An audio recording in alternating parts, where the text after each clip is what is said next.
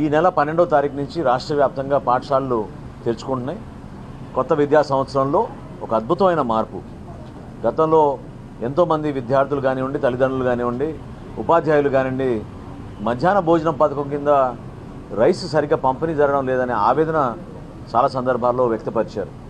దాన్ని అధిగమిస్తూ రైతాంగం కూడా సహకరించింది. రాష్ట్ర వ్యాప్తంగా మొన్న ఖరీఫ్లోనూ రబీలోనూ ఎంతోమంది రైతులు వాళ్ళ దగ్గరికి వెళ్ళినప్పుడు ప్రభుత్వానికే మీరు మీ ధాన్యాన్ని అమ్మండి, ఎందుకంటే అంతిమంగా మన బిడ్డల కోసం మన పాఠశాలలో ఉపయోగిస్తాం అనే మాట మేము నిలబెట్టుకుంటున్నాం.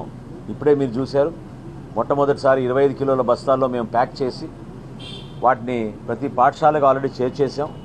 రాష్ట్ర వ్యాప్తంగా 41,000 ప్రభుత్వ పాఠశాలలు, 4,000 సంక్షేమ హాస్టల్స్కి ఈ నెల 12వ తారీఖు నుంచి అందరికీ ఈ మధ్యాహ్న భోజనం పథకం కింద ఫైన్ క్వాలిటీ రైస్ ఉపయోగపడే విధంగా మేము ఒక మార్పు తీసుకొచ్చాం.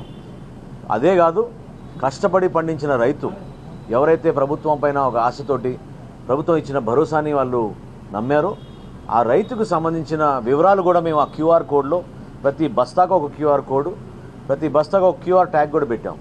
తద్వారా ఈ పాఠశాలకు వచ్చిన ఈ బియ్యం ధాన్యం కొనుగోలు చేసిన తర్వాత మిల్లుకి వెళ్ళి మిల్ దగ్గర సీఎంఆర్ జరిగిన తర్వాత ఈ పాఠశాల కోసం మేము పంపించిన ఈ బియ్యాన్ని ఫలానా రైతు తన చేనులో పండించారనే వివరాలు మన బిడ్డలకి తెలిసే విధంగా, అదేవిధంగా 12వ తారీఖున ఆ రైతును ఆహ్వానించి వారి చేతుల మీదుగానే ఆ పాఠశాలలో ఈ బియ్యం పంపిణీ కార్యక్రమం చేసేటట్టు ఒక చక్కటి కార్యక్రమం రూపొందించాం.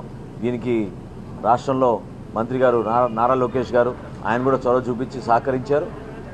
ఖచ్చితంగా ఈ స్కూల్ ఎడ్యుకేషన్ డిపార్ట్మెంట్లో చాలా మార్పులు తీసుకొస్తున్నాం. అందులో సివిల్ సప్లైస్ డిపార్ట్మెంట్ నుంచి మేము చేయగలిగిన మార్పు మన బిడ్డలకి వారికి మంచి పౌష్టికాహారం అందే విధంగా ప్రతి పాఠశాలలో కూడా ఈ మార్పు వచ్చే విధంగా చక్కటి ప్రక్రియ ముందుకు తీసుకెళ్తున్నాం.